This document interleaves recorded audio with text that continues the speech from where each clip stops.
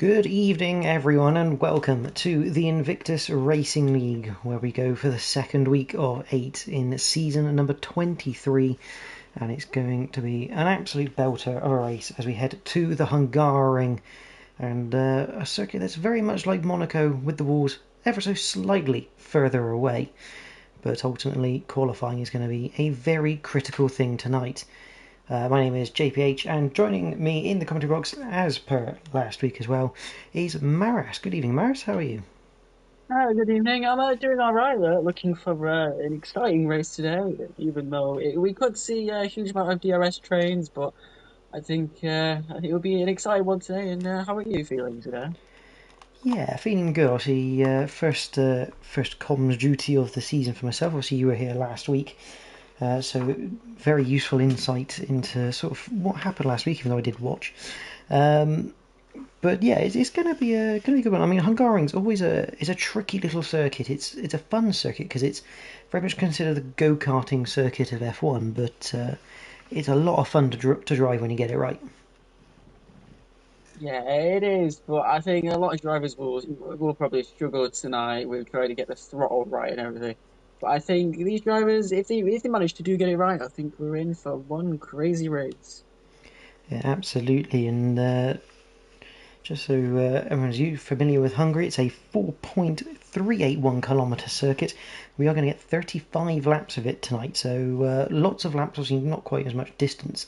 And the circuit was built in 1985 with its first Grand Prix in 1986, which was consequently won by Nelson Piquet in the Williams when he passed Ayrton Senna round the outside. And so it does show you that overtaking is possible, although that was back in the 80s where cars were a lot smaller compared to today. And I think that's going to be the biggest challenge and why qualifying nowadays at Hungary is so important. It's just the size of the cars compared to the circuit is massive. Yeah, it is, especially, and I think we've way realistically what we've seen, wherever you qualify, usually sometimes where you end up, unless you do make a mistake around the circuit. So we could see a lot of movement, but I don't think we'll see a lot much than we would sometimes we might usually see for maybe tier two.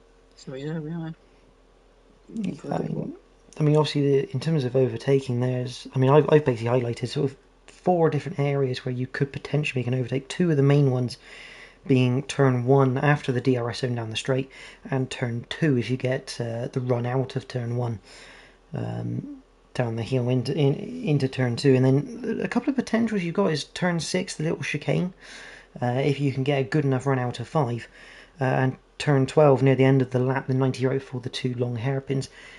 They definitely had that. Also has potential just purely because those are the main sort of braking zones of the circuit. Yeah, I think we agree with you there, but I think maybe additionally maybe turn 11 as well, because it is the fast right-hander, so we could see some drivers that could go a little bit braking into that corner, but yeah, we could see it from turn 11 onwards, but I think, like you said, I think the majority of overtaking would be turn one, turn two, and possibly the chicane at turn six and seven, so. Yeah, I think 11's a very big setup corner because obviously I think it's quite hard to get alongside there because you've got to go through 8, 9, 10, that succession of left tightening right and then opening up through the left of 10, where you've got all of the aero wash coming off the carb. However, 11, as you say, can be a very big setup corner ready for turn 12 if you can take it flat because it is possible in these cars, but again, it's almost like with any other racing series on here as long as you've got the correct line. Because if you run wide there, that's a track limits infringement.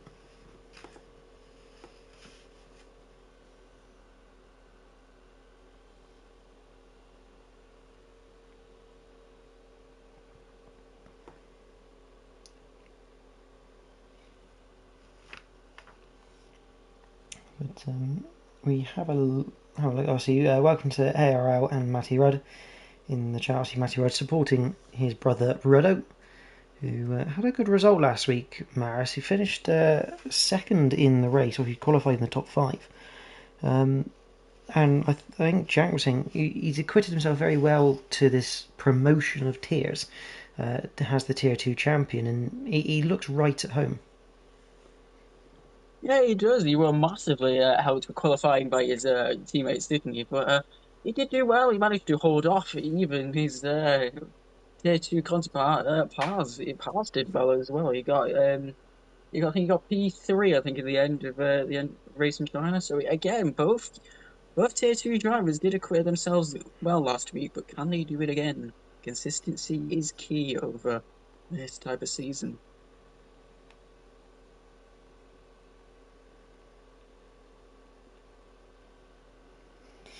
Yeah, it's especially across an 8 round season. It's very hard to gain back any dropped points as everyone starts to ready up.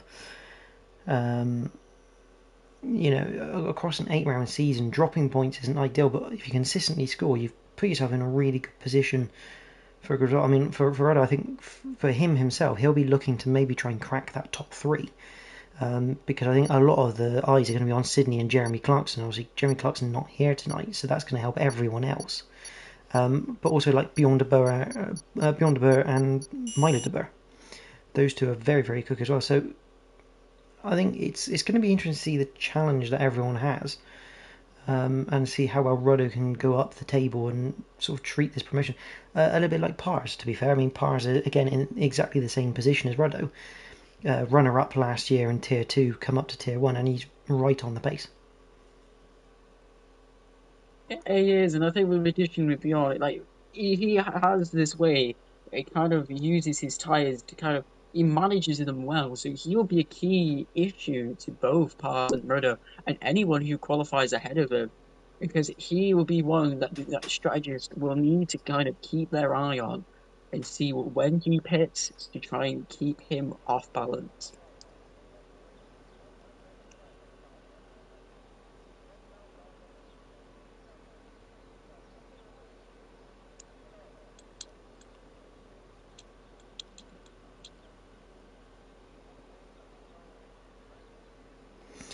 So we load into qualifying. It looks like a nice dry day, or at least for the Saturday. I'm not quite sure what's going to happen in qualifying. Actually, before the Hungarian 4.3, nearly 4.4 kilometres long, 14 corners separate or make up the lap. 8 to the right, 6 to the left, so the limiting tyres on the left-hand side as it's a clockwise circuit. But the rears will take a little bit of a kicking round here, as we have our first car out. Owen getting beaten out the pits by ARL, but I think Yellow Geeson is a little bit further up the road. As we just put on a little bit of detail for everyone. And where's the yellow gone to? There he is. He's just come up to turn 5. And this is going to be a critical area, Maris, because it's very easy to clip the curb and spin there. Yeah, it is. I've done a couple of practice laps myself, and it is very easy to just kind of hit the curb, go on a bit of grass, and just spin the car. And it is very easy to do. So, I just thinking, but a key thing also is ARL's gone on a set of mediums for his first run. So that's a bit something to maybe keep an eye out on. Yeah, I always find it very interesting when someone goes out on a set of mediums, because I always like to think you want to try and save that for the race, but we'll find out what happens there. He's gone board with yellow because he's about to come round the final corner. Let's go for a lap on board with the Williams in his new car for this season. Was in the winning Red Bull team last year, or last season, and last year. But he crosses the line down towards turn 1. DRS wide open 100 metres before he hits the brakes down to third, get it tilted in. Bring the throttle in nice and gentle. Don't touch the curb too much on the outside. You can see there the wheels just wanting to light up as you open up the DRS down into turn 2. Off camber. You want to be as gentle as you can on the turn in, because the car will try to slide flat through turn 3. Easy when you got the air. Up to 4 is a flick right into a left over crest. Drop a gear, let it just fling through, and then into 5. Do not touch that inside curb. It will put the car around. There's a bit of curb on the outside. Into 6 and 7. Down to third. Clip one curb. Clip the next one. A little bit too much there. Clip the sausage part of it. Turn 8 and 9, just a nice constant flowing, but 9 does tighten up a little bit mid corner. Then it's flat through 10. Just a tiny little hesitation lift before 11 just to get the car tilted in. And then 12. Hit the brakes at the curb. Down to third again. using all the throttle you can as you head up to 13. Got to be patient here, patient. Bring the throttle in now. Use the pit entry a little bit. 14 again, one of those patient corners. You kind of have a late apex rotor, just straighten up the exit. Yellow Geeson starts us off with a 15.456. Yeah, a good benchmark of that as our ARL, I think, comes across the line with comes out the final corner to corner 14. He's not fast, but he's 3 seconds off the pace, which is not is a bit of expected with the medium. So he's got a lot of time to work out. But yeah, not bad for another Geeson for 115. Yeah, as Denmark puts himself second. ARL didn't use a lot of battery, I don't think, there. He started that lap with about 70% as he crossed the line, so I think ARL maybe now just going for a bit more of a flying attempt, getting heat into those mediums. I'm not quite sure what happened to Owen because he retired whilst we were on board with Yella, but Owen is out of this qualifying session. As Milo, I thought he had a massive slide then, but it suddenly corrected itself on the game, so I don't know what's happening there, but he sets a 16.650. Yella Geeson is absolutely flown on this first lap. Rock Lee puts in a 16.0. And now we're getting all the others. Sydney coming through. Ruddo going to start a lap. And Sydney now puts in the fast lap a 15.0. He put it on pole last week.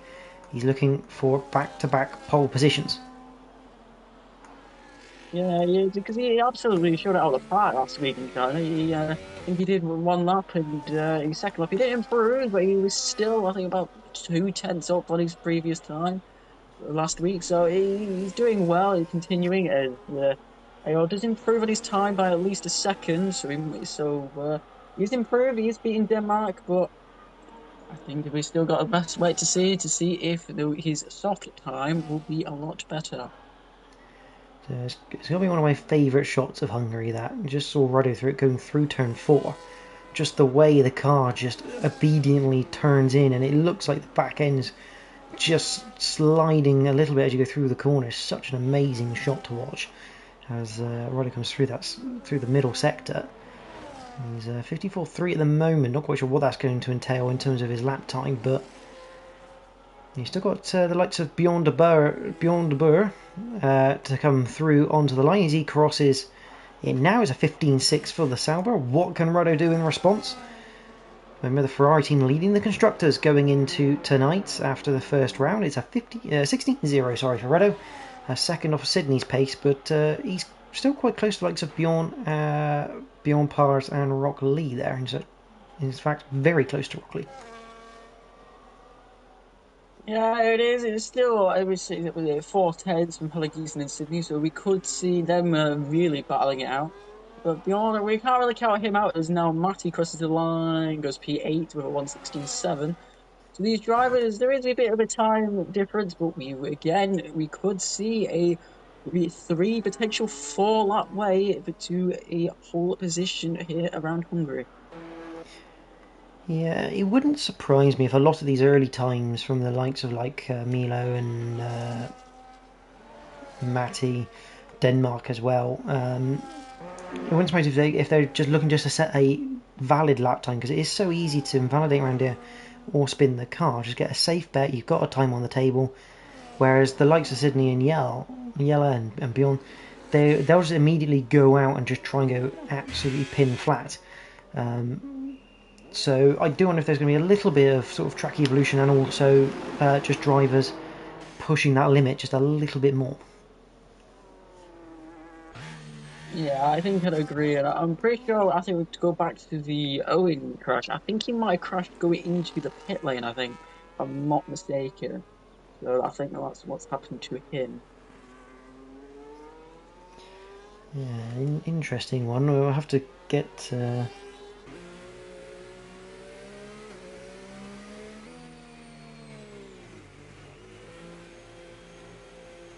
have to maybe see if we can get a word from him at some point, hopefully.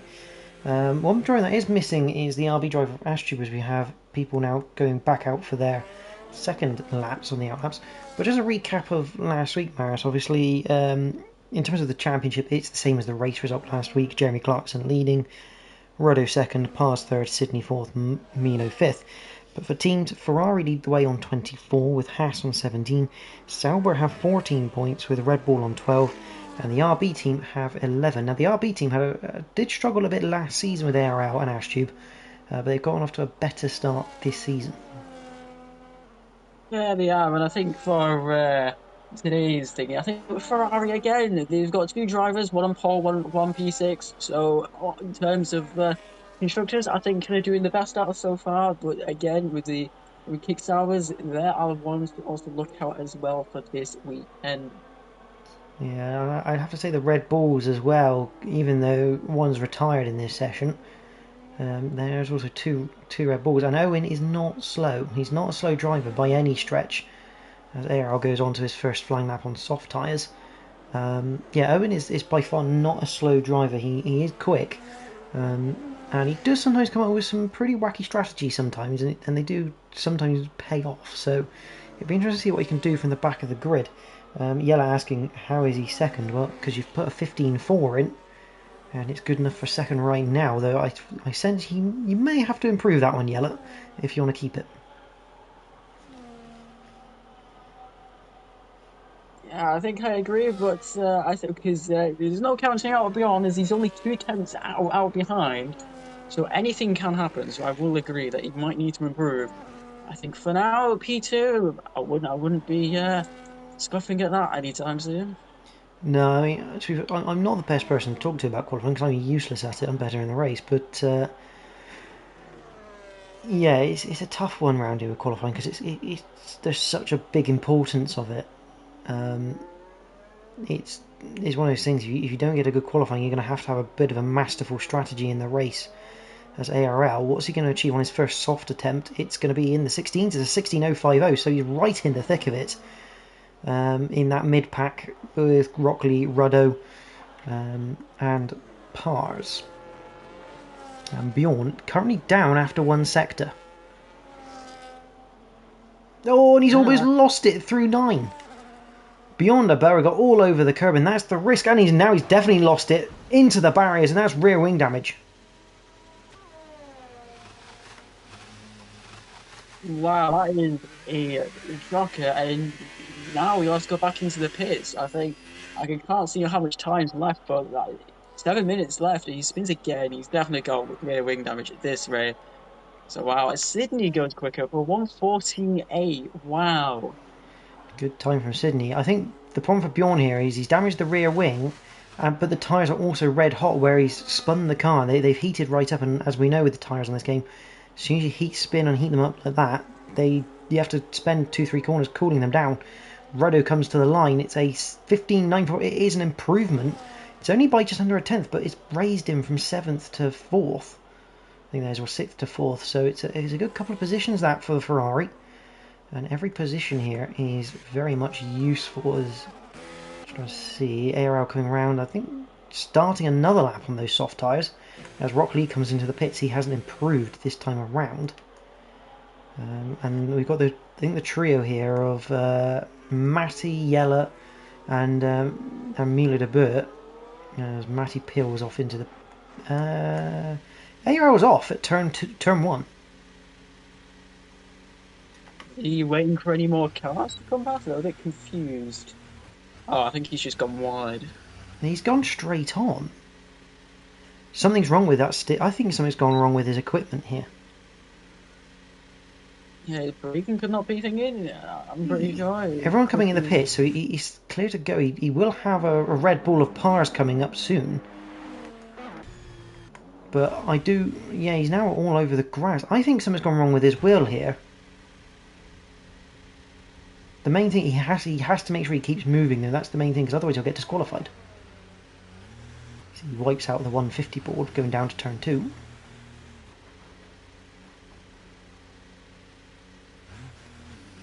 ARL, he just needs to try and get, whilst the track is clear, he needs to get back to the pits. Meanwhile, Pars, something has happened to Pars on this lap, which means he's abandoned it, and I suspect he'll come in the pits, grab a fresh set of boots. Yeah, I think his previous lap, I think he did go increase because I think he went to P4, so we did go ahead. We had out Ruddo by at least 3 tenths. So that is good. But ARL is missing near enough the entire of his front wing, so I think he definitely has a technical problem. Yeah, I tell you, where he went in at turn one, that's a strange place and way to go because it wasn't like he spun off or anything. It looked almost like he'd just gone straight on head on into the barriers, which is very unusual for that corner. Normally, that's a type of corner you spin to the inside on the exit of. Um, so, yeah, air out seemingly having real life issues rather than in game, but yeah, not ideal for the RB in 7th place. But like I say, if he can just get it round to the pits, he can maybe reset the wheel and go again. Or potentially restart the game and sort of come back in mid whilst the qualifying session is still on. He'll keep that place on the grid if no one else beats it.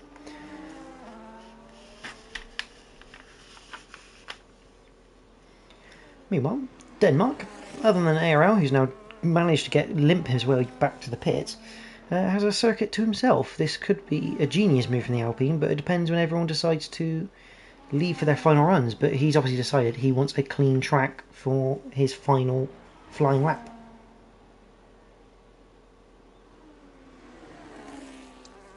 Yeah, as I think other drivers are now putting on a new set of soft tyres. So yeah, I think he's made the right choice there to have no drivers hinder him because it could mess him up going into turn one. Drivers do peel out, but they haven't yet, so he is lucky as he does go around to turn 14 and heads onto the straight using this battery. So yeah, let's see what he can do. Let's go on board here with Denmark, then down to turn one. See what he can achieve on this attempt. I don't expect to see as he lights the rears at click. And again, Maris, it's one of those things. As Sydney has decided he can't go any faster. Is once again one of those things with Hungary, as we discussed. The inside curves around here, especially on the slower corners, they are not very helpful to you, and that was perfectly displayed by Denmark then. It is recreate. Oh, Jesus, he saves that car again. I think he touched the curb there as you were saying. So yeah, clearly on display there, right in one lap. Wow. It's a problem for especially turn 4, and that's such a dodgy curve to take at turn 9 on the exit. And he's definitely gone this time around. Oh no, he saved it. Yes, he's caught hold of it. A great save from Denmark, pushing hard. If he's got enough fuel to do another lap, I think he's got enough fuel to do another lap by the looks of it. He's going to have to get those tyres cooled down pretty quickly to go again, but yeah, it's a bit of a scary, adventurous lap that for the Alpine. As he looks to prepare to go again by the looks of it. But interesting, Sydney deciding, because one thing we did notice, Yella did go quicker on his last attempt, I think, 15.252. But Sydney deciding that pretty much 4/10 of a second, he's quite happy with that, and he thinks that's good enough for pole. So that could be an interesting decision from the Ferrari garage. And Ruddo hasn't come out either yet. I can't see what time is left because we've got a yellow flag of Milo de Burt going slowly. I'm not sure what he's waiting for. I think he's waiting for a long space between him and the other drivers, I think. He had a very big space between him and Matty, but yeah, interesting. Meanwhile, Denmark, he is not improving. He's going to have to go again. Ashtube has arrived, so we do have now 12 and 2 RBs on the grid. Ashtube will not get another run, and Ruddo not going for a third run either. That's another interesting decision. So both Ferraris deciding against going out for another run, and ARL has confirmed steering failure. And we don't mean the car in games had steering failure. I think that's a full-on, his wheels got steering failure, which is a bit of a shame for him. Hopefully he gets that fixed. Yeah, I think with the amount of time that we could see, hopefully he does get it fixed. Is he's currently starting to run a mid pack, so he really the key to if either be the key split if he will be just leading the mid pack or he will just try and shoot off and keep with the front runners. So yeah, let's hope that he can try and get that wheel sorted. Meanwhile, we're looking at Beyond the Bar at the moment, but we're going to have a look a bit further forward. Yella has slowed down. He's abandoned that lap. Has Yella. So Yella can't go any faster. Milo de Burr, we got Rock Lee coming to the line. He does go a little bit quicker. He's in 5th place. Milo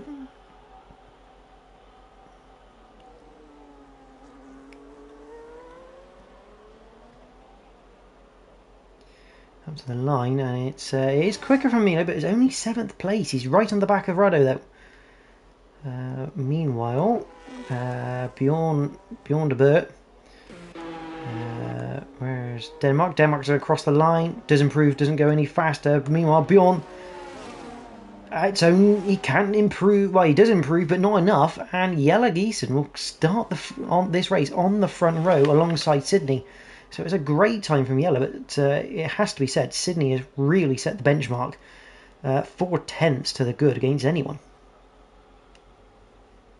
Yeah, that's very impressive. I can't remember exactly what the time difference was from China last week, but wow, it's another impressive lap time. Just under quarter But of a then again, second at China. But there's your grid. yeah,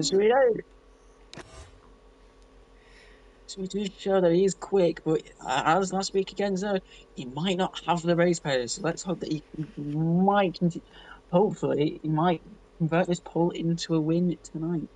Hopefully, but the grid order then for the Hungarian Grand Prix, Sydney and Jelle take up row 1. Beyond the Borough completes an all-Dutch front 3 with Pars alongside him on row 2. Row 3 is Rockley and Rado. Row 4, Milo de Boer and ARL. Row 5 is Matty, Denmark. And row 6 will be Owen and Ashtube. Owen retired from the session. Ashtube, a late comer in qualifying, so couldn't get a time in. 12 will start, and if all 12 finish, all 12 will score points. AR saying he's changed some wires and restarted it.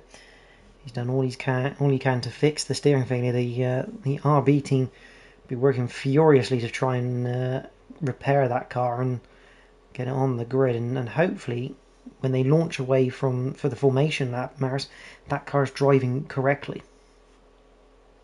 Yeah, hopefully, yeah, because I think he's starting P7 around that area. So again, as I said in qualifying, he's in a good place because he could be leading the midfield pack, or he could shoot off ahead and possibly snatch some of those positions ahead from the front runners. So he is in that key role to see if he can do either one of them. Yeah, but I'm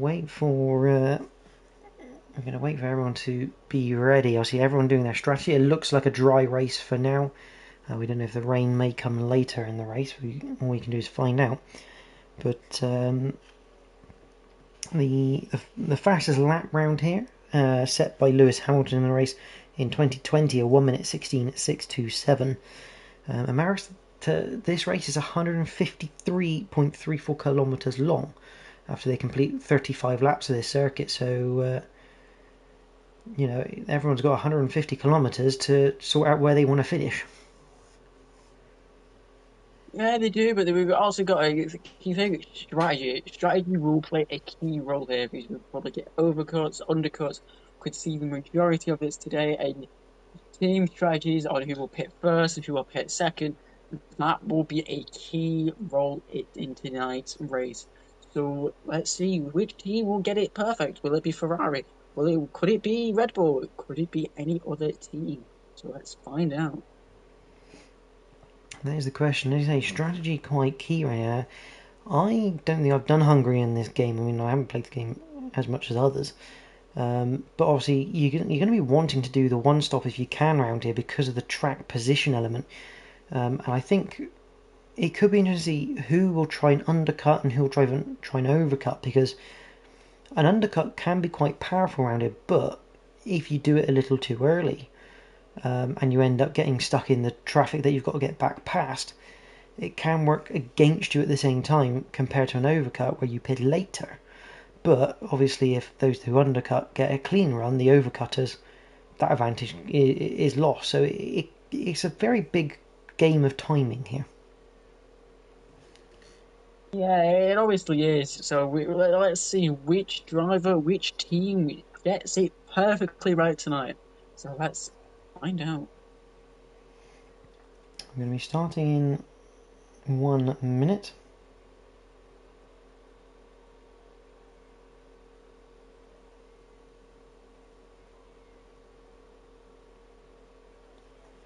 Okay, have a little catch up on the driver's route.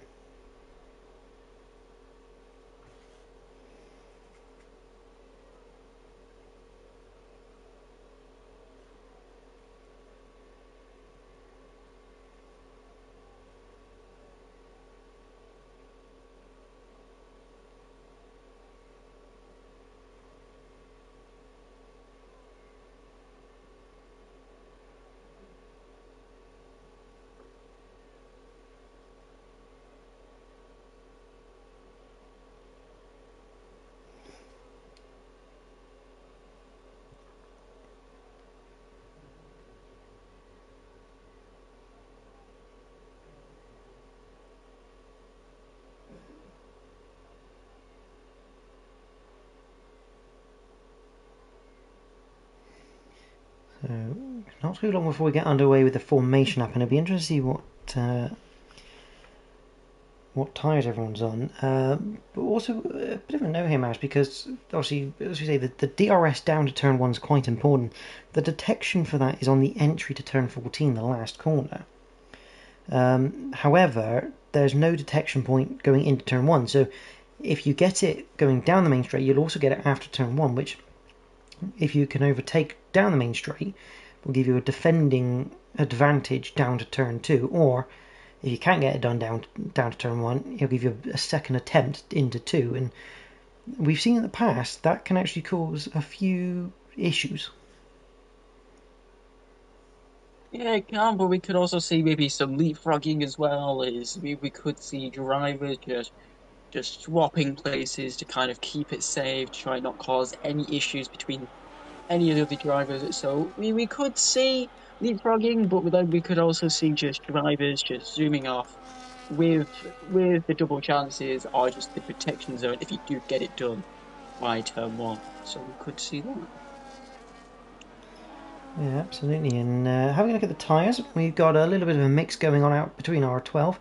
We have what's that, 8 medium runners and 4 hards. The hard runners are Rockley, Milo de Boer, ARL, and Owen. So they'll be looking to go longer in this Grand Prix and maybe look for a slightly later safety car, or just look for everyone to have a scrap after they come in the pits and take advantage of that. It looks like ARL has got away and the car is working nicely, so that's good news for the RB team. Starting in 8th place. You can see they're wiggling the car around for a bit of temperature on those hard compound tyres. But it looks like that thing is steering okay, and he is going to be able to start this Grand Prix. But Sydney, Yella, Bjorn and Pars, they'll be looking to escape the pack as Rockley starts on the hard tyres. Ruddo, he's going to have to jump Rockley off this start line if he wants to keep up with those top 4. Yeah, you will. And I think a key interesting here also is will any of the drivers would they point their car towards their fellow driver on the starting line? Could they steer their car near enough towards them? Could we see any of that tonight? It is possible, as we did see it last week. I think Sydney will, because he'll be starting on the left-hand side of the grid, which is the outside of turn 1, but because it's on the racing line, it's technically the cleaner side of the grid. Although he looks pretty straight to me. Okay, that's interesting. Yella is pointing left, that's for certain. There's all the drivers. Oh, and Milo has completely overshot his grid box there. So he'll be repositioned, as does Denmark. But we go to the start line for the second time in season 23. we have the 5 red lights, and we are racing here, the Hungarian, and who's got the best getaway? It looks like Sydney's had a good one on the left-hand side of the start grid. Beyond a Boer having an immense start. He looks to go down the outside, Yellow down the inside. Sydney trying to fend off from both sides, but he's got a little bit wide. Yellow's going to get through, and here comes Pars past Bjorn. Bjorn's going to have the traction down towards turn 2. Gets a little bit boxed in, and Pars is going to try and hang this round the outside. He can keep the inside for turn 3 here. Oh, that's going to be tight, but Bjorn just about stays ahead. Roddo has done his job. He's got ahead of Rockley off the start line. We've got a bit of a battle between Ashtube, Denmark and Owen. Oh, that's a bit tight going into turn 4 between Denmark and Owen. Owen all over the entry curb. Not an ideal line, but he's going to look to go around the outside here of Denmark through 5. Can he quite find the traction? No, he cannot. Or can he? Oh, he's going to keep it round the outside of the chicane. What a move from Owen. That's some fantastic driving from those two to keep it clean, but Owen, as he slides all over the place through turn 9, Owen goes up a place through the chicane. We said it was a possibility, and Owen's just like, no, I'm going to take that as a absolutely. But Yella leads the way from Sydney. Bjorn Pars in 4th. Roddo completes a top 5, and I'm going to take a break and let Mara speak for a bit. Wow, that is impressive. Again, Sydney loses it near on lap 1 again. His starts are not great.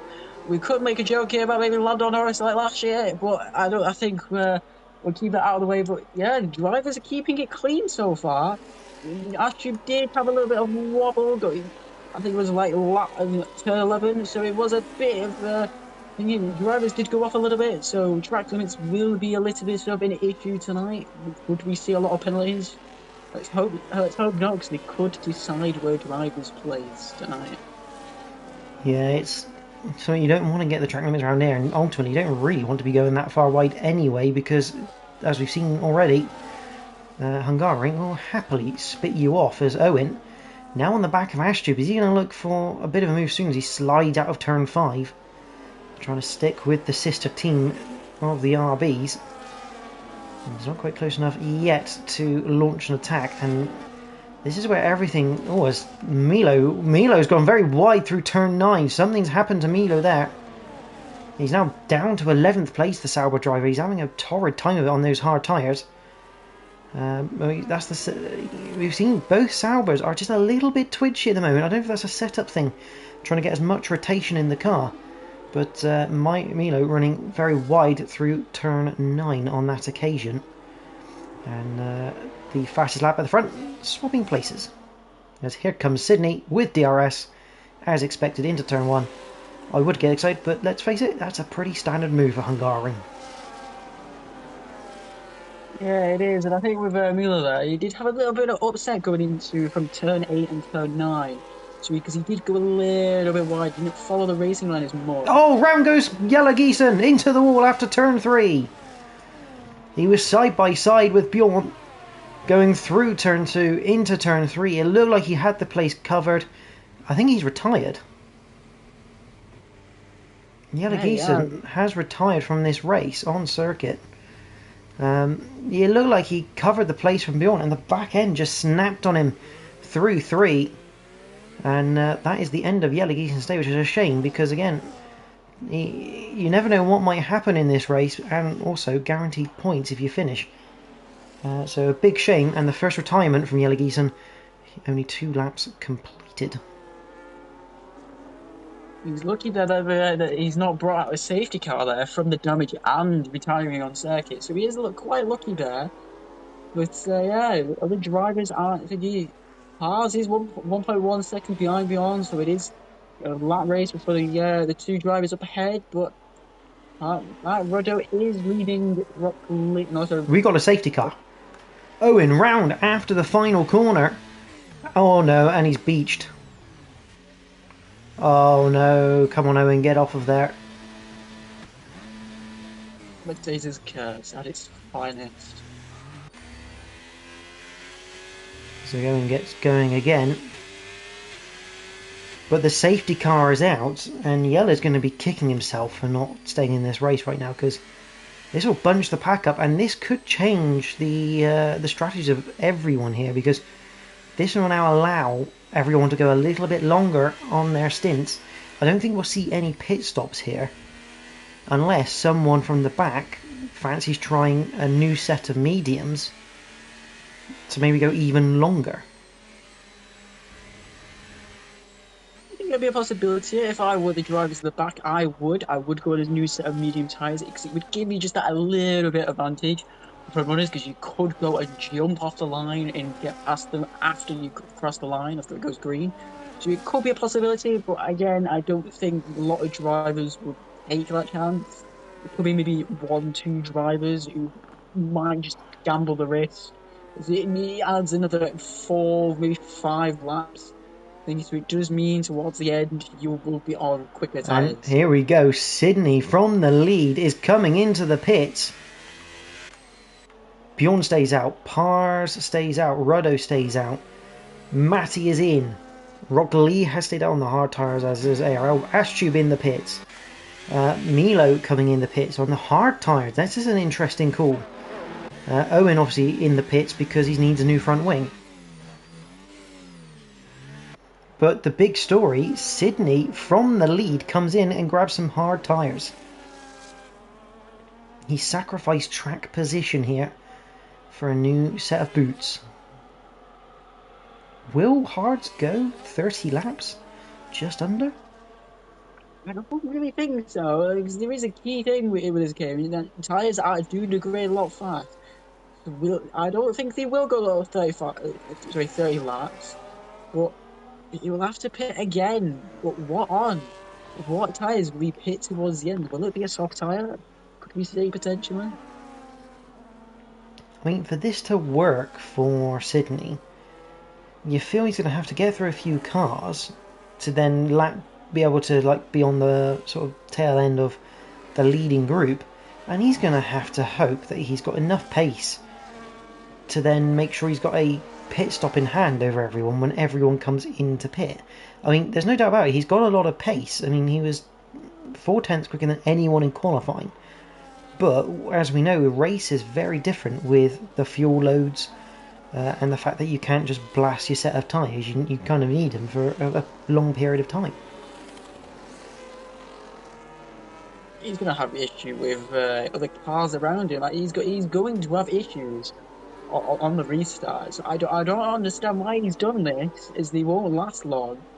And he's lost track position. This is a key role, as I think Bjorn, Paz, and Ruddo, and everyone else who's not pitted, I think are going to start taking advantage of this and trying to power through and rip these tyres to shreds, so that they can stay at least ahead of Sydney for a far long time.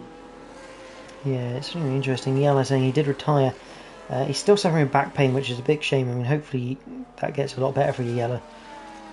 Never nice to be racing with back pain, and he doesn't want to ride at the back. Well, unfortunately, Yella, you'd have been back with the pack after this safety car. Obviously, not that you could really sort of guess this was going to happen, but it's one of those hindsight things, isn't it? This, you retire and then suddenly Owen spins it and brings out a safety car. But we carry on. Lap 6 we are on. Bjorn de Boer is your race leader from Pars, Ruddo, Rockley, ARL, Denmark, and Sydney is the first of the pit stoppers, with Sydney himself, Matty, Ashtube, Milo and Owen. And it's fair to say Milo and Owen will definitely have to come in the pits at least one more time because they are on a set of medium tyres. The question is, how long will we have the safety car? Not very long is the answer, as it peels away, and Bjorn de Boer will control the field until probably the exit of the final corner, unless he's got enough of a gap to the safety car he can go a little bit earlier. I think the key role, if I was in his shoes, I'd delay it as much as possible, as I would try and want to keep it hanging from Pars. As Pars is quite quick. But let's see when he decides to go, and see if he can build a far enough gap from the other drivers behind him. There we go then. He coming to the exit of the final one. Now he drops the hammer. And it's a good restart. It's not not a phenomenal one, but it's good enough from Bjorn to make sure that he doesn't come under attack into turn 1. Unless Pars absolutely sends it. We got a yellow flag for no reason whatsoever. Which is a glitch of the game as ARL under attack from Denmark into turn 1. Denmark on the softer compound of tyre, and he gets through in the Alpine as ARL has to get those hard tyres back up to temperature. Sydney just behind, looking all over the back of the RB, and behind that you've got Matty and Ashtu looking to go side by side. Ashtu wasn't really alongside there to deserve the room on the exit of 3, so he gets shoved a little bit. Tight between Ashtu and Owen as Owen goes off circuit. I'm not sure if he'll be able to keep that position while Owen. I don't know whether he rejoined behind Ashtu, but he's going to keep the place for now in 9th with the Red Bull. But another exciting restart, and Sydney hasn't made any progress, which is not ideal for him. He'll be looking to try and get past ARL pretty quick sharp here, because he does not need to be stuck behind that RB as Milo continues to phase around. As Sydney now gets past ARL down the inside of 12. Matty and Owen going side by side into the penultimate corner. Owen round the outside, he's got the advantage of the softer tyres into the final corner, and yeah, I think Matty was always likely to give that position up as DRS gets enabled. And over to you, Maris, as to what you've been watching on that restart. I just what you're watching Bjorn is he's now 8 tenths up, so let's see, really his safety car release, it has really helped him, and he's building that gap. But Pars is keeping ahead as I think Sydney drops from Denmark. Yeah, tries to make a move. Sydney went down the inside of turn 1, but just outbraked himself a little bit, opened the door for Denmark on the exit. Oh, that's a big moment for Owen. He clips the grass. Matty tried to go around the outside of him. I don't think that was really the smartest idea, because Owen was having a moment as Sydney does finally get past Denmark up towards 4. I think Denmark had a moment. Oh, collision. Denmark's lost a end plate on the right hand side. Someone else has lost some carbon fibre now as well. Not sure whose that was. I think it was side by side through the chicane. Denmark and Matty still side by side. Milo suddenly pops up out of nowhere. Oh, and that's into the wall for Denmark. Is he out? I don't think he's out for it. Oh, he's from wing damage. Wow.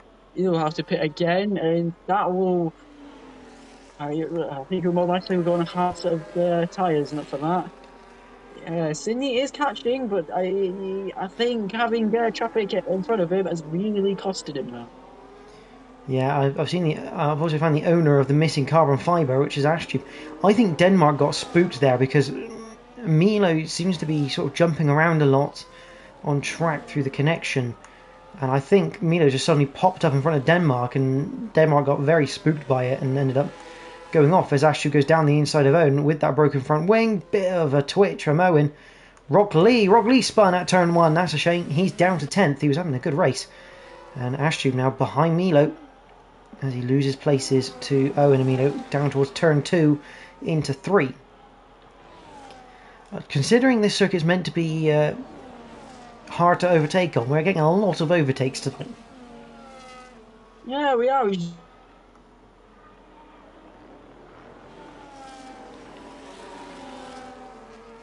That is a good thing for drivers to keep their positions and defend well.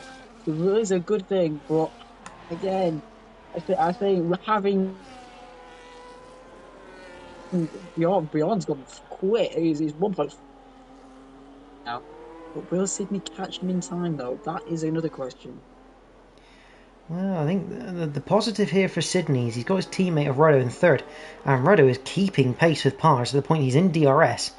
And Ruddo's going to start posing a problem for Pars, but this could be really helpful for Sydney as he gains on the back of them. Meanwhile, further behind, ARL is going to have Owen behind as he goes a little bit left, a little bit right, a little bit left. ARL does get overtaken in the end by the Red Bull, but the Red Bull goes wide and ARL sneaks back down the inside. He's going to have the outside though for turn 2. Can he roll the car around the corner enough? No, he can't. And he slips behind as ARL down to 6th. Owen making these medium tyres work, and this is kind of race critical for Owen, because if he's going to come back in the pits later, which he will have to, being in front of those who already have stopped, or should I say haven't stopped, sorry, it's big moment for Owen as he slides through the chicane, and that's going to bunch everyone back up through the S's. But Maris, Owen getting past these people who haven't pitted yet, that's quite critical for him because that means he's gained that track position properly. Yeah, yeah, it's a good thing, good strategy call from the Red Bull. But again, Milo is sniffing the R for the V card right there. So it is. So I think Milo might get it done on the main straight. But Owen is 4.4 seconds, so he is really, really. He's not got the crutch And of sorry, Maris, DRS. here comes Ruddo down the inside of Pars into turn one. This is for second place. The Ferrari gets a little bit twitchy, but he's absolutely fine. Sydney was having a look then as well as Ruddo opened the door. Couldn't quite find the way through, but Ruddo into second place, and now he's going to play into the hands of Sydney. That's for Rockley, that yellow flag, but he's got on going again. But yeah, now the problem for Pars, he's got two Ferraris, one in front, one behind, and Sydney will definitely get clear. If he clears Pars, he'll get past Ruddo with very little resistance.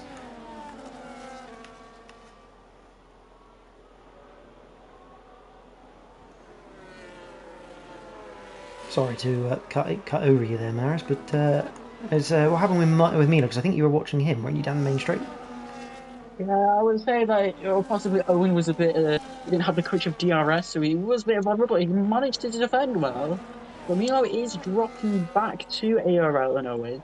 So it is for. So you have got that DRS train from Owen down to Matty. So we could see a lot of positions move from there, but I don't see as much. But I think ARL and Milo might get Owen. But again, I think Owen has now dropped a little bit from. And sorry to cut over you once again, Maris, but Sydney has now got past Pars, or has he? Pars rolls it back down the inside. I don't think Sydney was expecting that. Sydney ended up off the circuit, and I don't think he's going to be too happy about that, but they carry on without any damage. Apologies, Maris, once again. Having to cut in, as I think you saw Milo pass ARL. Yeah, he did. They did it onto turn one and then kept it to turn two. Sorry, no, yeah, turn one and then to turn two. Yeah, so he's doing well. He's got Owen now in front of him on the same compound tyre, same lap hold, as he does go a bit wide. First penalty of the evening. That's quite early as well, ready to get it. As Rock Lee puts in the fast lap of the race in 18.604. Yeah, that's quite early out from Milo. We're just over a third of the way through, so still another 100 kilometres to go, and he's got to be. He'll now get an extra 2 strikes on him, but you won't want to use them up too quickly. As we go back to Sydney, Maris, and oh, that's wide from Pars. He squirts the throttle, comes back on just ahead. Although I think, to be honest, for Pars, I think this could be game over down the main straight because Sydney fresher tyres down the main straight with DRS should be an easy hunt for the Ferrari. Yeah, he also has just more battery than Bars, and Bars he completely goes. Sydney goes right. He's got to get this done before to turn one. He's got it, but I don't think Pars will try and go for an attack around it just before to turn two. No, he doesn't. He sits nice back. As now Rog Leon still gets a time penalty as well. Nice from Sydney here, and we already know the two Ferraris. They will not hold each other up. They are teammates, Ruddo and Sydney, and Ruddo knows that tonight Sydney is the quicker man. And potentially, Sydney could be the person that brings Ruddo into play against Bjorn de Boer. And Rockley unfortunately has retired from this session.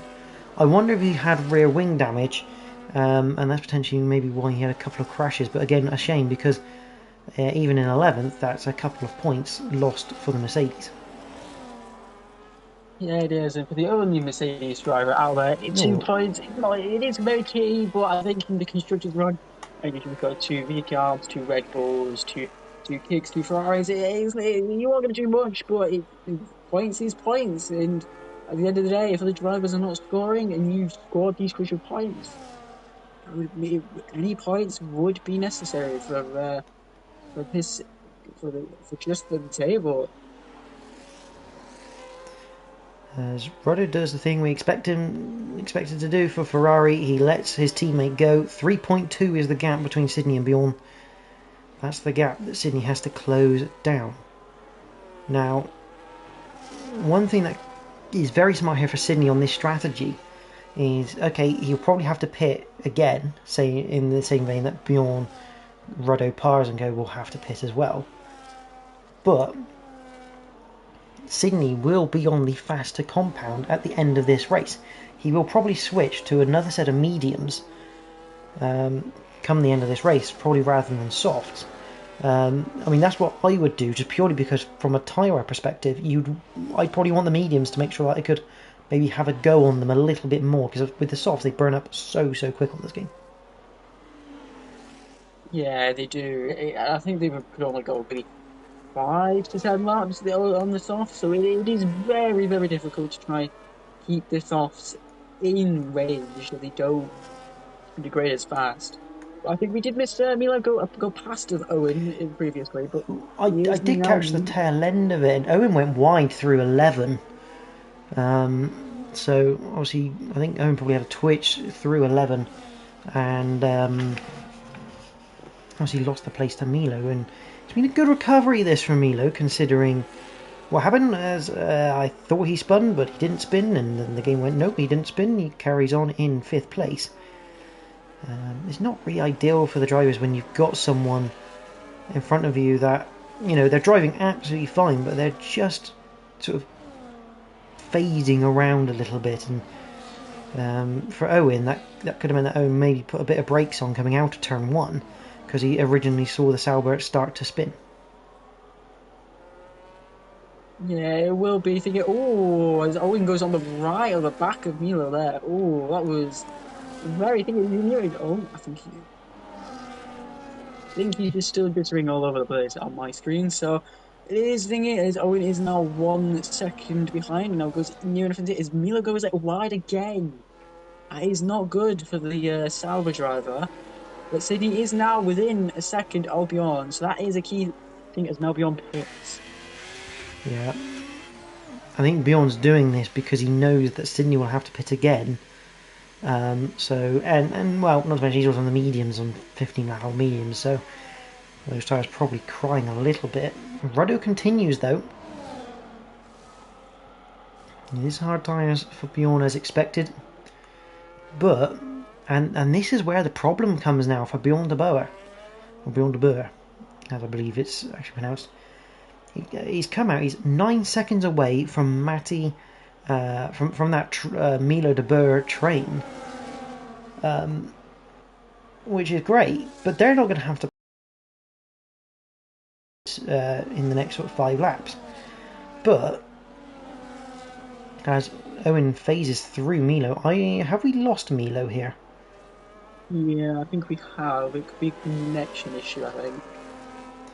Matty gets a 3-second penalty now. I think Milo has lost connection, which is a big shame.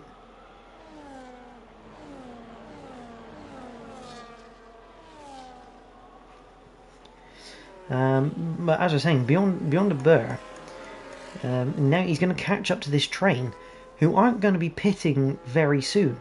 So he's going to have to fight his way through this train of cars. And that's going to work in Sydney's favour as Pars now pits. I think at this point, because of the way the safety cars played out, you almost want to be one of the last to pit here.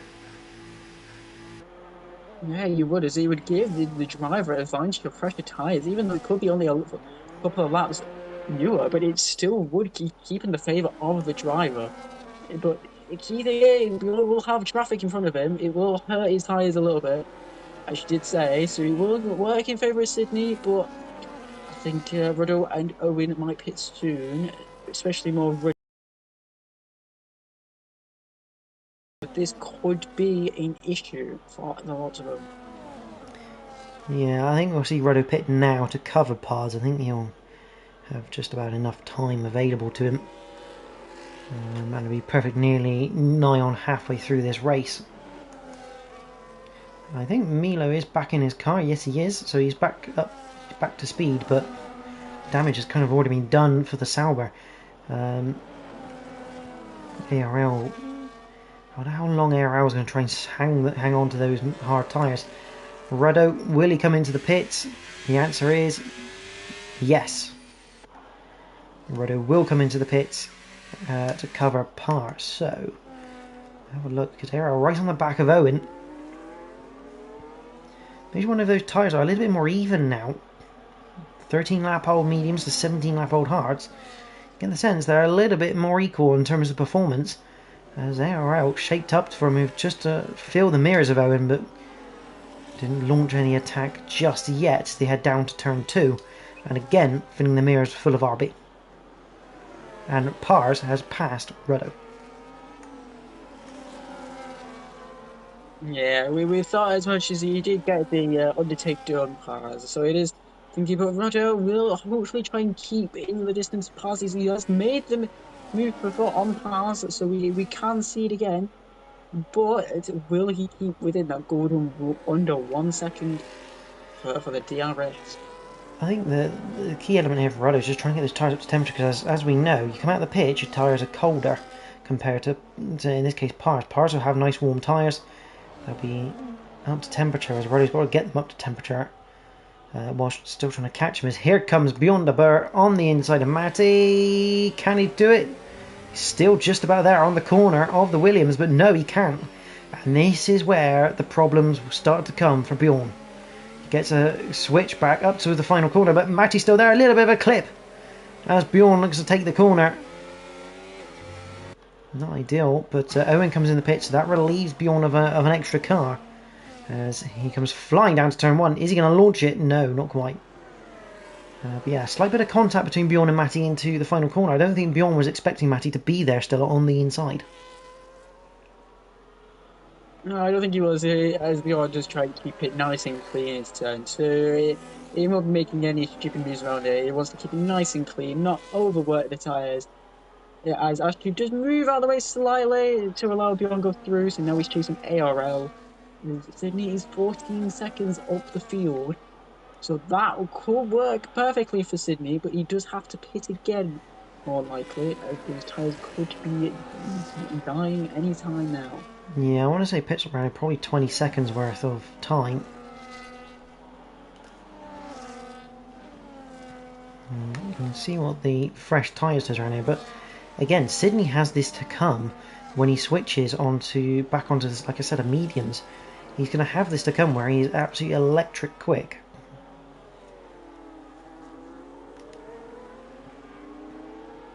And the key here, let's have a quick look at the leader times. So obviously Bjorn getting past AR around the outside, no surprise there. A 15 lap difference in tyres. As Milo now pits, but Pars is 24.3 behind the lead of Sydney, and that's where Sydney wants to come out. He wants to come out in front of Pars, so we'll have a clean shot here at Bjorn come the end of the race. Yeah, but to be fair, Bjorn could, if he's fast enough, he could get it done even before the pit stop. So this could work in favour for Bjorn, but see.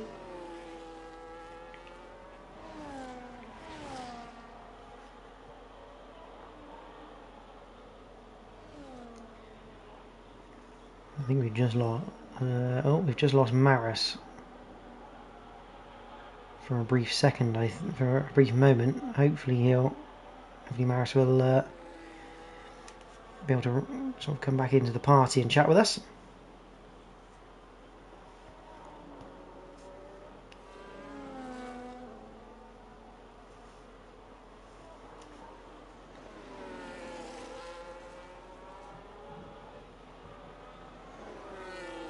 Is it working now, or? We can hear Maris again. Yeah, as I was saying, yeah, it probably could work in favour for Bjorn here, as he does go within 12 seconds. So he is gaining a lot of time, but are those tyres cooked enough, though? So that could be an issue, but Sydney could be praying for a late safety car here around the Hungaroring. So let's hope that there isn't, and hope that commentator's curse does not strike yet again. Yeah, meanwhile, Ruddo has got back past Pars. And, pretty simple with the DRS. Down into turn number 1.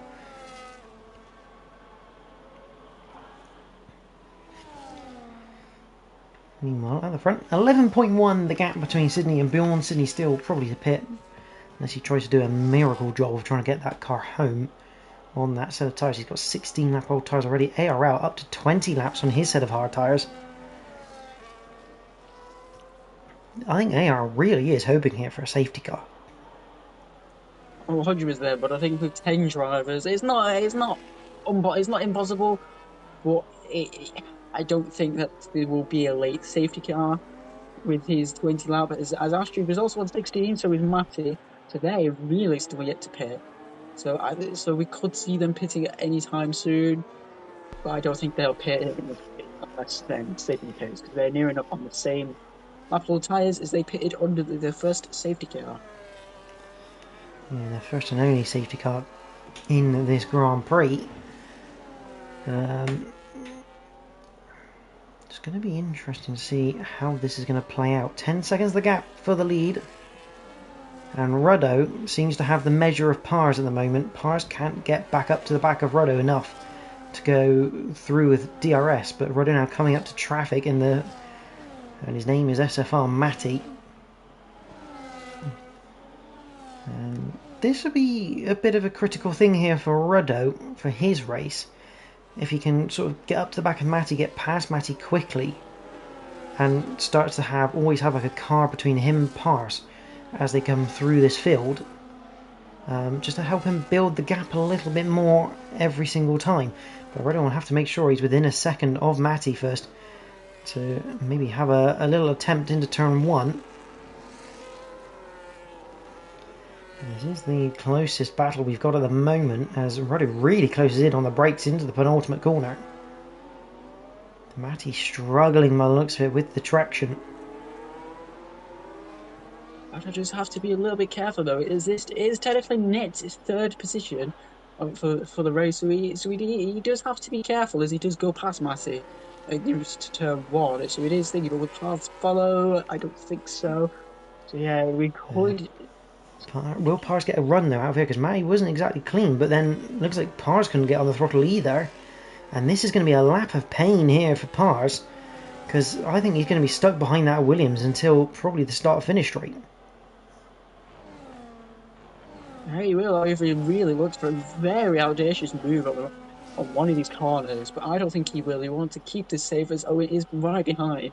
So he will want to keep this nice and clean, but also try and want to get past Matty and to try and kind of help Owen as well for the constructors here. Look at the time Ruddo's pulled already. He's over a second as Owen picks up a 3-second time penalty. But the gap now between Ruddo and Matty, nearly 1.3 seconds. This has really worked. Matty fighting Pars for position here as well. This is all playing into the hands of the Ferrari. It is, and especially as Owen did pick up a time penalty on that lap. So he's really playing hand for the Ferraris. But will Pars now get it done now, or will he let Owen go past? That is the key question here. I don't think he'll let Owen go past. I think he should get the move done on Matty because Ruddo's got... But the problem is here, Ruddo's got the move done on Ash Tube, so there's still a car between them, and Owen is looking racy as he gets a little bit deep into turn one, but gets away with it. He'll keep 7th place. Yeah, as you say, the teammates, are they going to work together? Are they going to scrap? I mean, at this stage of the race, you'd almost sense that Owen's probably better off in front with the softer tyres. Is it me, Maris, or is it raining? Yeah, it is a bit of rain there. So I can see rain falling. And yet another twist. I tell you what, this must be what ARL has been waiting for. 23 lap hold hard tyres. Was ARL thinking it's going to rain late in this race? Let's not make extra pit stops are unnecessary. And you know what? Under that first knowing safety car, I have a feeling that the other drivers that did pit first go into the medium tire to get that out of the way. So it means they would really have track position towards the end for the pit stop, as everyone else would be pitting near enough the same lap. So that's why I have a feeling that this is actually played in favour for those set of drivers. As Rudder now gets past ARL, Pars should do the same with Ash Tube. Just so with ease. Owen in the pits, what's he fitting? Intermediate tyres for the Red Bull. I think this is Owen trying to predict it not necessarily react to it. Matty's gone the same. I think these two have decided the rain's starting to come down, let's try and preempt it more, because we know how quickly it can get wet on a wet surface on this game. So this could be a very ingenious move here from Owen and Matty if the rain comes down hard enough. And I just swear I have a bit of a tweak, but I don't know if that's because of the rain or because he's on 24 lap old hard tyres, which are practically to the canvas. I think he's a bit audacious to go at intermediates at this stage. Yeah, sure, there is rain, but I don't think there's enough rain just yet. So we'll have to see if the time does increase in it towards to the dry runners, but I don't think it's going to be too audacious. I think we're at the near enough the crossover point, but I don't think it is enough just yet to switch over. Ruddo up, so in third at the moment, he's 19.4 off of his teammate, so if they do have to come in for intermediates, there's no chance of a stack. Plenty of time between them. Pars now going to be looking for a move on ARL. This should be pretty easy. It is, and that rain, it really is starting to come down now. You can see the drops in the circuit. The rain lights are on. And Owen, 44.1, 44. He's now, I think, starting... Yeah, Owen is starting to gain a bit of time, I think. It's just leveled out a little bit. I'm going to keep the gap to the leader here, because that's going to be really interesting to know whether these intermediate tyres are the way forward. I think he is going to be gaining not as much time as he'd like to, but he is going to be starting to gain time, I think, in these conditions, because the track is getting wetter and wetter. Yeah, I think we are at that crossover point for the dries and the intermediates. So it is that crossover. Bjorn in the background getting all out of shape going out through turn 12. And yes, you can see the cars, they've got no grip. Now is definitely the time they have to go intermediate. Sydney is in. Bjorn stays out. Wow. This is audacious. This is audacious from the Sauber. He has stayed out. The car looked horrendous through these final couple of corners. And Owen is starting to rip time out of people, I think. You can see how steady Ruddo is coming through the pit lane. Wow, that is shocking from the Sauber. I would have expected him to pit as Sydney would have pitted. But no. Is he trying to get one more lap where the slicks might be slightly better to gain this track position?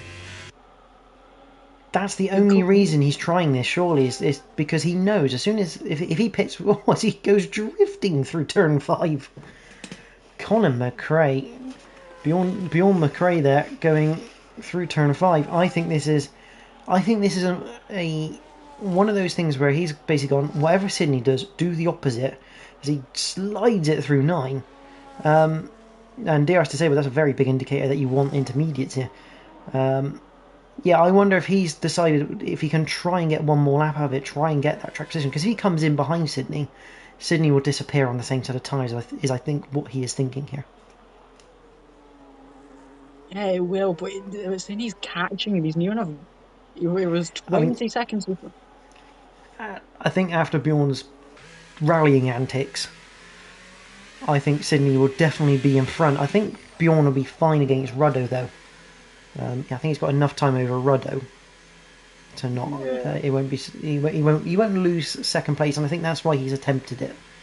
Is that he won't? He knows he won't lose second on track, and it's worth the gamble to try and get this win. But there goes Sydney past. He'll have a nice little buffer behind him. Bjorn comes out, and as you see, he's got a clear straight. So one person this has helped, Owen, now in 4th place. Yeah, it has really well, as the Red Bulls were near each other, so I think we did double stack, so it has really helped him. But as Bjorn really slides along the corner of the exit of turn 2 and 3, that guy is not working well currently right now. So let's hope that he possibly can catch Sydney and see if we can get a last lap battle. Yeah, see, a lot of these guys would have been on dry setups, and now we're entering the wet. So this is where you have to sort of adapt to the conditions with your car. Pars picks up 3 seconds. That's big news, because that means he won't be able to benefit from Owen's penalty in front. So the 2 Red Bulls are for position now. And the question is, I'm going to go back to interval, because obviously everyone has now pitted for intermediates. The question now is, how quick is Owen against Ruddo? I mean, after that little slide through 9, he lost a little bit of time. Bjorn hovering around 3.5 seconds at the moment as he exits the final corner. On to lap number 29 of 35. We've got 7 to go.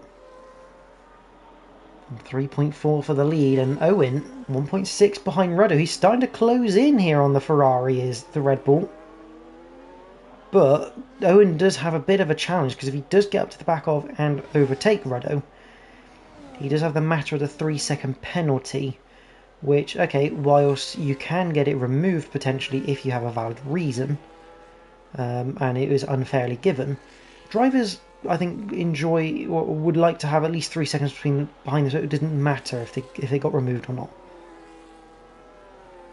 Yeah, they would. They give them that nice safety net in case if it does or doesn't get removed. So it would be nice, but I think Owen could get this done on Ruddo, but I think Ruddo's defensive capabilities is really strong, and you would possibly, with no DRS, he might not get it done into turn 1. I mean, it's realistically, it's whoever's got enough battery and who's got near enough the best setup to go down a main straight. Yeah, and the way Owen's driving at the moment, he looks quick to zone, but he is constantly having little areas where the car is just sliding a bit on the rear. He's not getting the traction down, and it's just allowing Ruddo here to sort of keep this gap around the 1.7 area, rather than Owen just using the pace he's got to close in. So yeah, Owen maybe just needs to try and get the car in line a little bit through corners. You can see there through turn 13, you just see the car slide out on him on the exit, and it just allows Ruddo to keep this gap up. The lead down to 2.9. It's coming down. 3 seconds pretty much is the gap between Sydney and Bjorn. 6 laps to go. It's not impossible. 0.5 a lap, but realistically you want a little bit more than that for Bjorn to get on the back of Sydney and really have a challenge against this Ferrari.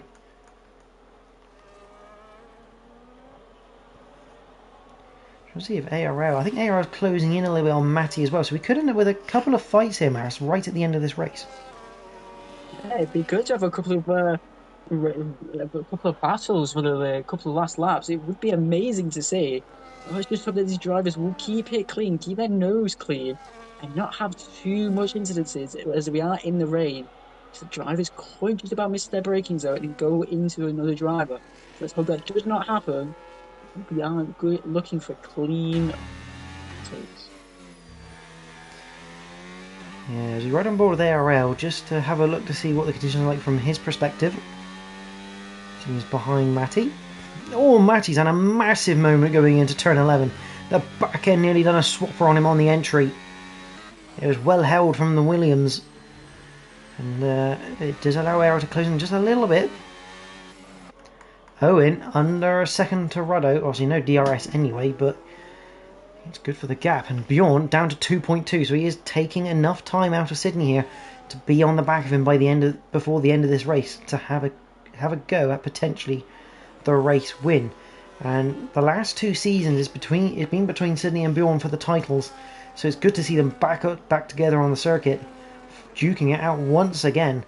Especially in the absence of Jeremy Clarkson, who is unfortunately not going to score any points from this race and will fall far down the order. So it's a big opportunity as Denmark picks up 3 seconds, but a big opportunity here for Sydney and Bjorn to obviously get into the lead of this championship after 2 rounds.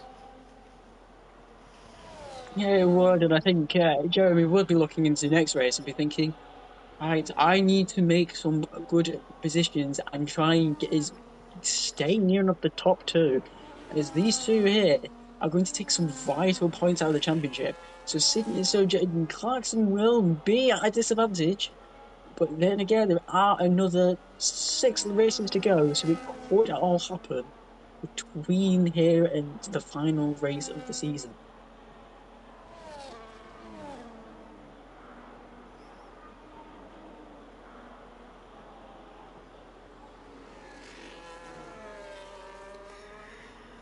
Yes, and looking at Matty at the moment because he's got ARL 8 tenths behind as Matty slides through the penultimate corner. Oh, and he has a bit of a moment going into the final corner. All this is going to do is give ARL confidence that he's going to get a crack at 6th place, which I think he got last week, if I remember correctly, Maris. 6th place, I think, for ARL last week, so he'll be duplicating that result. And 2 RBs again, once again looking like to double score. ARL right on the tail then of the Williams into turn 2.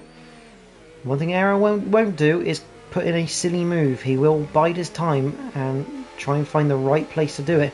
Gets a good run out of 3. He's going to look to the outside. He's going to do it way before, isn't he?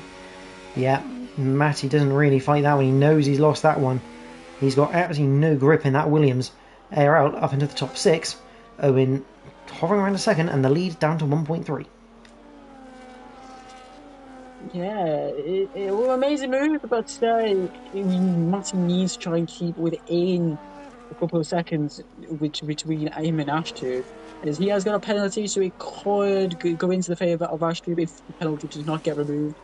So this could be key, as Matty would lose 2 positions from P6 near enough to P8 after the penalties have been applied. Yeah, Bjorn getting even more closer into turn 1. But they do have traffic ahead, though, of Milo de Boer. So that could also play another key issue for Sydney. Yeah, luckily the back markers do get ghosted, so they can't cause havoc with the leaders. There'll be a slight distraction though for Sydney, that's for certain. And they enter the chicane for the 33rd time, and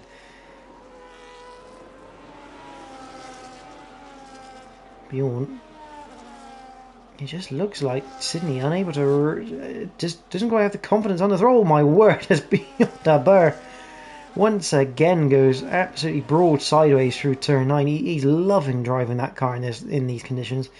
He's sliding it around like he doesn't care about the tyre wear. He's just like, yep, let's go sideways. Yeah, he's a beast in the rain in the Hungary, and he's really on the back of that Ferrari. He's going. I think this is near enough. A couple of times you've seen the back end of that Ferrari, and this could be the move that he seals the win and steals it away from Sydney. And Sydney would lose another win again, but not from the opening lap this time, but from near enough towards the end of the race. This really is going to go in the way of Bjorn. Into the penultimate lap. Now, the one thing that Sydney does have go for him, this track is hard to overtake on. And in reality, all he has to make sure he does is Bjorn keeps going sideways on the X of every corner. I mean, it's brilliant to watch. It's a fantastic spectacle, this, from Bjorn de Boer. It's not quick, but well, it's quick enough for him tonight. But yeah, all Sydney really has to do here is make sure he's got enough juice in the ERS tank for the main straight to fend off Bjorn, because Bjorn won't have DRS. There's no advantage there for him. So as long as Sydney's got himself enough ERS down the back straight, down the main straight, sorry, you feel like it should be a reasonable expectation that he can keep this position. But Bjorn will try and say otherwise as they head through turn 12. And the final couple of corners for the penultimate time, Bjorn still hanging the back end of that Sauber out. Yeah, he's still getting much more closer now to Sydney, so that's a really good thing. Let's hope if the has enough to back through to Sydney. Let's see if he'll dump it. No, he hasn't yet. Now he does. He chooses now to dump it. But I don't think he will do it as Sydney is just far ahead. No. So that might be it. Sydney was very clever on that last corner. As I said before, you can have a late apex on that last corner, and that's what Sydney done. He late apexed it, squared it up, got on the throttle and he got better drive than Bjorn down the main straight. So that was very clever from the Ferrari as he continues to fend off half a second to Bjorn. This fight for the win. It isn't going to be over until they've crossed the line. No, it's not. But I feel with the overtaking chances, it could be done. But I think it might be one and might could be. Oh, he's got spins again. He just go a bit onto the grass. Oh my God, he's going sideways yet again. God, I tell you what, if he were going sideways multiple times in the last couple of laps, he would be able to overtake. But the rain is going down really, really hard as both drivers are struggling out there. Yeah, the rain gets harder. The spectacle gets even more, and you can see even Sydney now struggling. With all this rain coming out, it's practically wet conditions nearly. But it is going to be Sydney. He rounds the final corner. Sydney gets his first win of the season. He wins the Hungarian Grand Prix. Bjorn de Boer, what a drive from him. He claims second. Ruddo, he's got to get through the last couple of corners. This is really tricky conditions for the drivers as they head through the final sector of the Hungaroring. Milo picks up 10th in his Sauber. Ruddo, it's going to be back-to-back podiums for the Ferrari man. Third place for a fantastic drive from him. Owen picks up 4th. Pars will be 5th. No change there because of the penalties applied. ARL will not take any advantage of those penalties, but he will claim, I think, a back-to-back 6th.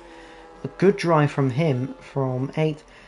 Matty will cross the line 7th, but it will be Ashtube who picks up post penalties. A good drive from the back for the RBs. That's a good result for the Racing Bull team.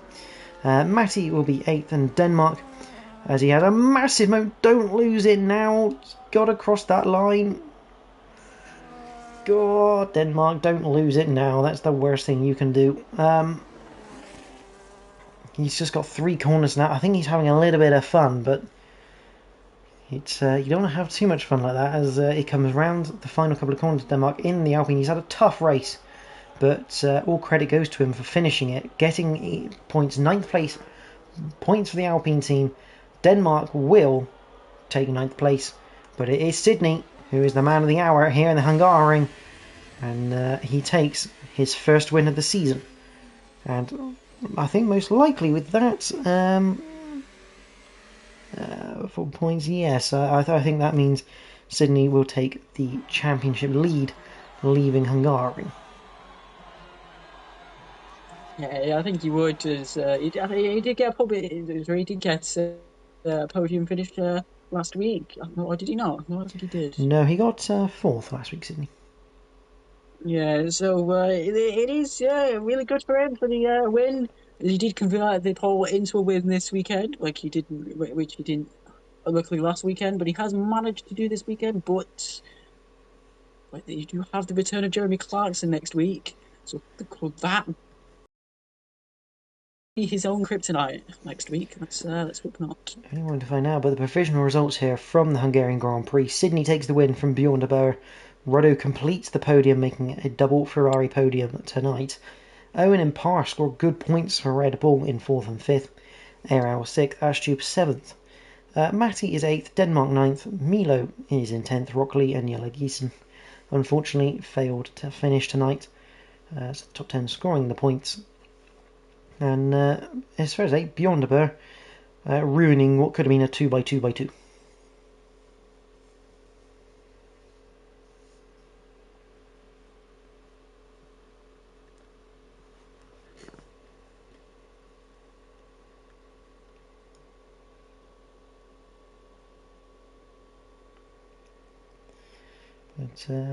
But driver of the day from the game went to Owen, and I kind of have to sort of agree with that because of where he started, where he finished, but to some degree he also created that opportunity for himself by causing the safety car.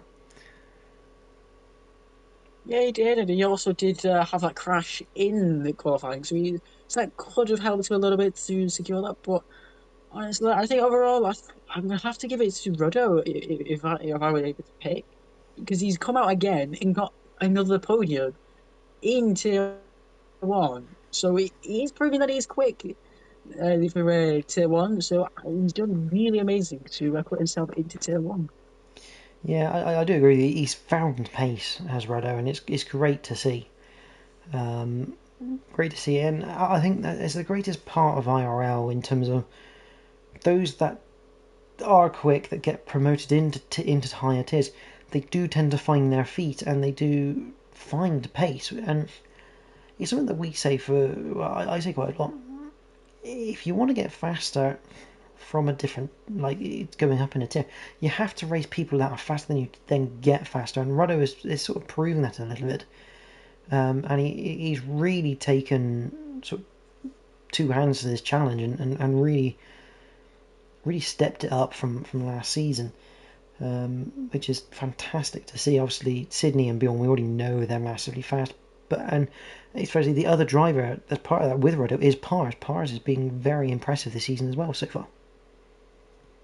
Yeah, they both have. So we can't really discredit both of them, because they both have been really good, and they've really paired them. They've been near enough side by side with each other, near enough all from China and today. So they are near enough equal on pace, but today, unlike last week, Roto did outscore Palace again. But could we see them two going fighting again next week? Let's hope so. Absolutely, let's hope so. And next week, Maris, we've got a very interesting circuit. It's a debut of a circuit. It's Red Bull Ring reversed. This is going to present a very unique challenge because obviously, as we know, with the F1 games, obviously you can have debuts of circuits. Like a lot of these circuits, we haven't used on this game yet, like Hungary, like Kota later this season. We haven't used them yet in IRL on this game, but it's not the end of the world because obviously they're in previous generations of the games, whereas Austria in reverse has never happened before. So this could level the playing field a little bit as everyone has to almost relearn a circuit. Yeah, they would as the final corner. Instead of being the final corner, it's into turn one. As instead of having that harsh braking zone, you're kind of near enough going into corner and then going a bit faster and then going into another corner. So it's very difficult. And I think also the pit lane will also maybe cause a little bit of issues as well for these drivers. It is downhill, so it will cause a lot of issues. It's downhill and a very tight entry going in the reverse direction. Not only that, the release coming out of the pits as well could get very interesting because obviously the pit exit line will start like in normal direction. It starts before turn 9, the penultimate corner. Well, when you're exiting the pits on this occasion, you're going to have to go all the way around turn 9 on the inside, on the apex of the corner, as you leave the pit. So that could create some interesting scenarios, shall we say. Yeah, it could, and I hope the drivers they don't block each other. No tactical blocking as they go into qualifying. So I hope that doesn't happen as well. No, I think that would definitely be very much frowned upon if anyone tries to do that. But definitely a very interesting circuit next week, and it'll be Jack taking the lead on that one. As you may have noticed, between me and Jack, we are sort of rotating the lead comms during the season. He's doing rounds 1 and 3 as lead comms, and also round 7 as lead comms, whereas I'm doing 2, 5, no 2, 6 and 2, 2, 5 and 7. 2, 5 and 7. He's doing round 6. I'll get there in the end. But both me and Jack will be commentating together on rounds 4 and rounds 8, so the halfway point and the finale. But Maris, any last words on tonight's action, or what could conspire next week? Honestly, I think it's today is we thought that there might not be as much overtaking it, so let's keep this going forward for next week. Let's hope that these drivers can pull out some amazing overtakes next week, and let's hope that they can continue it throughout the rest of the season. Absolutely, and as always, thank you everyone for watching tonight. If you have enjoyed the action, please do like the stream. And if you're not already, subscribe to the Invictus Racing League YouTube channel. Put the notifications on so you don't miss another live race. Every race in Invictus Racing League is live streamed and commentated on, which is a fantastic feature of this league. And if you're watching, you're not part of the league, and you want to come and join us. The entries are always open. We are always welcoming new drivers, and like I say, we have 2 tiers. So if you're not a quicker driver, if you're more sort of down the route, sort of starting your sim racing career, or even just on the lower end of pace, we welcome all abilities, and we will put you in the correct tier for your pace. So hopefully you get a good race every single race. But from myself, thank you all for watching. As I say, join Jack, Maris, and Madman next week for Austria Reverse. It's going to be spectacular, if not a bit crazy. But also join ARL and Beyond a Burr, drivers from tonight, who will be commentating on us lunatics in Tier 2 for tomorrow's Tier 2 Hungarian Grand Prix, where you get to see the likes of the director Mikey, myself, Bruce, also Nitrogash, Sir Spud, O'Stephen, Clips Kiri, all racing tomorrow for the Hungarian Grand Prix in Tier 2. So join them then at 8 o'clock. But for now, from myself and Maris, thank you for watching tonight. Join us again next week for more Tier 1 action. But for now, goodbye.